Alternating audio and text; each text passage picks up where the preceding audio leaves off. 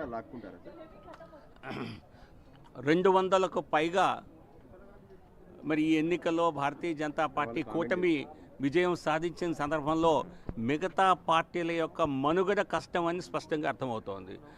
శరద్ పవార్ లాంటి చాలా బలమైనటువంటి నాయకుడు మహారాష్ట్ర రాజకీయాలని శాసిస్తారు అని చెప్పి అందరూ అనుకోవటం జరుగుతుంది.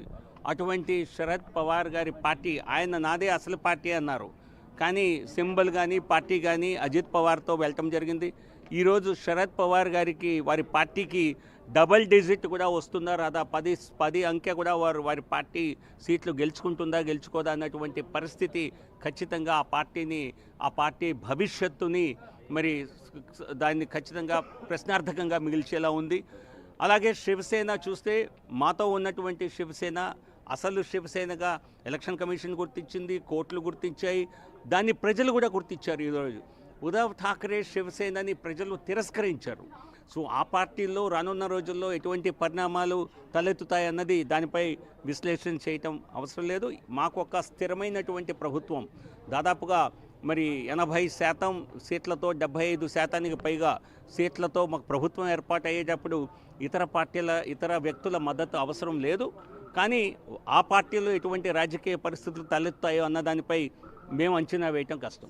ఈ పరిణామాలు జాతీయ స్థాయిలో అంటే పార్లమెంట్లో కానీ జాతీయ స్థాయిలో కానీ ఎలా ఉండబోతాయి? ఈ మహారాష్ట్ర ఫలితాలు కానీ జాతీయ ఫలితాలు ఖచ్చితంగా లోక్సభ ఎన్నికల తర్వాత కాంగ్రెస్ పార్టీ తనను తానుగా చాలా అతిగా ఊహించుకుంటూ రాహుల్ గాంధీ ఇక కాంగ్రెస్దే భవిష్యత్తు అని భావించి అపోహపడి ఇప్పుడు హర్యానా ఎన్నికల్లో ముందస్తుగానే సంబరాలు జరుపుకొని తర్వాత వాస్తవాలు గమనించి మహారాష్ట్రలో ఈరోజు 20 సీట్లకు కాంగ్రెస్ పార్టీ పరిమితం అవుతుందంటే ఇది కాంగ్రెస్ పార్టీ యొక్క అతిపెద్ద పరాభవంగా చెప్పక తప్పదు. సో కాబట్టి దీని ఖచ్చితంగా కేంద్ర రాజకీయాలపై మహారాష్ట్ర ఎన్నికల ఈరోజు ఫలితాలు ఖచ్చితంగా చాలా పెద్ద స్థాయిలో ఉండనున్నాయి. ఇంత పెద్ద రాష్ట్రంలో భారతీయ జనతా పార్టీ ఇంత పెద్ద విజయాన్ని సాధించడం ఇది ఖచ్చితంగా బీజేపీ శక్తుల్ని, బీజేపీ కార్యకర్తల్ని, ప్రజల్ని బీజేపీ పట్ల విశ్వసనీయత పెంచడమే కాకుండా కాంగ్రెస్ పార్టీకి రాహుల్ గాంధీ నాయకత్వంపై మరొక పెద్ద ప్రశ్న తలెత్తనుంది. ఈరోజు కాంగ్రెస్ కూటమి ఎంబీఏలో పార్టీలకి పోర్ పర్ఫార్మెన్స్కి కేవలం సాయంత్రానికల్లా మీరు బహుశా ఈ విశ్లేషణ వింటారు. అటు ఉద్ధవ్ ఠాక్రే పార్టీ నుంచి కానివ్వండి, శరద్ పవార్ పార్టీ నుంచి కానివ్వండి, కాంగ్రెస్ వల్లే మేము మునిగాం, కాంగ్రెస్ లేకుంటే మేము బహుశా ఇంతకంటే బెటర్గా పర్ఫామ్ చేసేవాళ్ళం అని చెప్పి ఒక విశ్లేషణ వచ్చేటువంటి అవకాశం ఉన్నది. జమ్మూ కాశ్మీర్లో చూసినా అక్కడ నేషనల్ కాన్ఫరెన్స్ కూడా కొద్దిపాటిలో మెజారిటీ సాధించలేకపోయింది. దానికి కారణం కాంగ్రెస్ పార్టీ కేవలం ఒక స్థానానికి 2 స్థానాలకు పరిమితం కావటమే.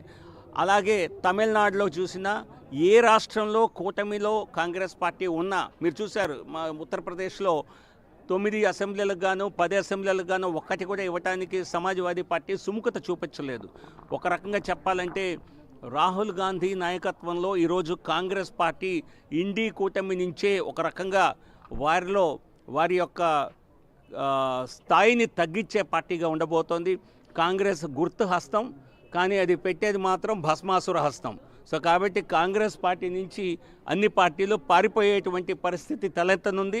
దానివల్ల దేశ రాజకీయాల్లో భారతీయ జనతా పార్టీకి ప్రత్యర్థి అనేది లేకుండా పోతుంది. ఇంకోటి ఈ గ్యారంటీ స్కీమ్స్కి చెల్లు చుట్టి అయింది అనుకోవాలి. ఎందుకంటే తెలంగాణ సీఎం కానీ కర్ణాటక సీఎం కానీ గ్యారంటీస్ అక్కడ కూడా ప్రకటించారు. ఎందుకు ఈ గ్యారంటీస్ని ప్రజలు నమ్మట్లేదు హర్యానాలో కానీ మహారాష్ట్రలో?